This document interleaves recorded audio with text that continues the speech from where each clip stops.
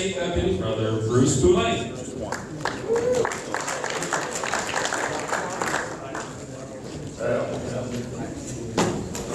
So one of the things, just to tie into what Mario was saying, and we need to help out that staff, because they do great work and there's a lot of demands on them. And one of the things that I've asked him to do is, nobody is supposed to call directly Annie or Leanne with jobs for them to do, because they are God-loving and big heart people. They don't say no, and then they have 15 priorities, all of which are number one, and they're stuck. They get stuck, and then they end up coming to Mario and saying, I don't want to say no. And I'll give you a perfect example. Those polo shirts.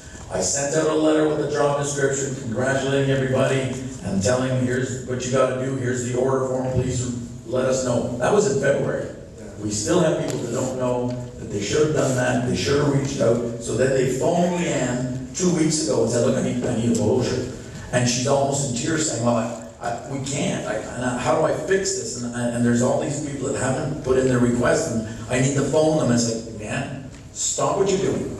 These guys are MIOs and DDs. They're responsible. If I'm going to put them in charge of 1,000 members, surely to God we can sort out them reading an email or a letter and placing in an order and doing what needs to be done. You guys have to be able to do this. I'm counting on you to not only to be able to order polo shirts, but to get members and to get Circle of Honor. There's a lot of demands being placed on you, and there's an expectation. So I told her, stop what you're doing, and they will live with their consequences, and we will fix it. And we will fix it. And when I say we, I mean we will have this done, and you'll get that one, for instance, as an example, sorted out, and we'll be doing it in December. The other thing is, and again, Mario is the guy that assigns priorities. If you have a legitimate case for a priority, say, look, this needs to be done, they've been told, you've got to talk to Mario. And Mario will approach me and say, Mario, there's state deputy priorities, which are sacrosanct, I like to think, but we're flexible. And he'll come up to me and make a case, and we will reassign and rejig what needs to be done to make this a success for the good of the order. So are we good? Yes. Yeah. Okay. So, let me start with my concluding remarks, and start off with, do you remember the actor Jim Caviezel from the 2004 movie Passion of the Christ? Yeah. I think most of us have seen it, right? Well, during the filming of the movie, he lost 45 pounds. He was struck by lightning twice and accidentally whipped during the scene, leaving with a 14-inch scar on his back. He had his shoulder dislocated, he suffered from pneumonia, and during the scenes where he was on the cross and exposed to hyperthermia, he had to have 2 open-heart surgeries because of the stress he underwent after the production of the film, and died while on the operating table once. A Muslim who played a Roman guard in the movie, when he played his role and saw this movie, which is a documentary, he converted to Catholicism, just by virtue of witnessing what this story had to say. Now, I'm not asking you to be a Jim Caviezel.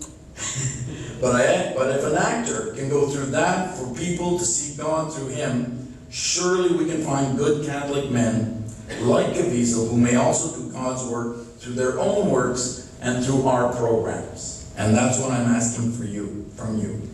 I know our programs are humble work, and I also realize that volunteering and raising funds may not always be dramatic and sexy stuff, as some of the perceived issues around the world that we see in the media, which seem to be getting more than their fair share of media coverage. And sometimes our efforts may appear to fall on deaf ears, but that's okay, because our efforts remain the essence of being human beings and what this fraternal organization is based upon.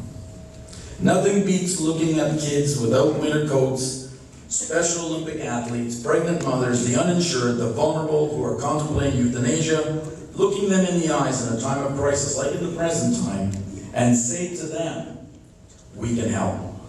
That feeling and that gift of your time and charity is priceless. Many of you know this because you're here this weekend, because that's why we broke all the records when it came to the number of DDs who showed up, the number of wives who registered, and the number of members who came out to support the order last night at our banquet dinner. Almost 300 people. Even the loan of St. Catherine statue from her shrine in Ganawagi is unprecedented. This is a special meeting, and you're special as well, because you made the effort to come to Ottawa, and I'm sure there's a million reasons why you could have used and phoned in and said, you can't be here. And yet here you are. Here you are, wanting to help, and hopefully a little smarter and a little better to do just that through our training that we did this weekend. During this journey we're embarking upon, I want to reassure our new DDs that you need not worry about making mistakes. Because making mistakes happens to everybody. And you're not special because you make a mistake. There's no big deal about making a mistake, and you know why? It's because all of the recovery, it's all in the recovery, I should say. Most people, when they make a mistake, they don't recover. And this is where our leadership, you, are going to be helping mentor and getting people to overcome that fear of making a mistake. You want to be different, and that's why we called and asked you to step forward. So what I want you to remember, because as I said, I assume this is one of the reasons why you step forward as a district deputy, then remember the blessing of the lessons that you've learned today and then the weekend, and get back and move on throughout all of this. I know that this administration, this state board, and Zoe and I will be there to help and mentor you along the way. You know, the pessimist complains about the wind, the optimist expects change, but the leader adjusts the sails. And I hope this weekend has helped you adjust your sails and shown you that you are not alone when you leave here and go back to your districts. Thank you to my team for your hard work, and Mario in the Ontario State Office, and Don for making this look easy.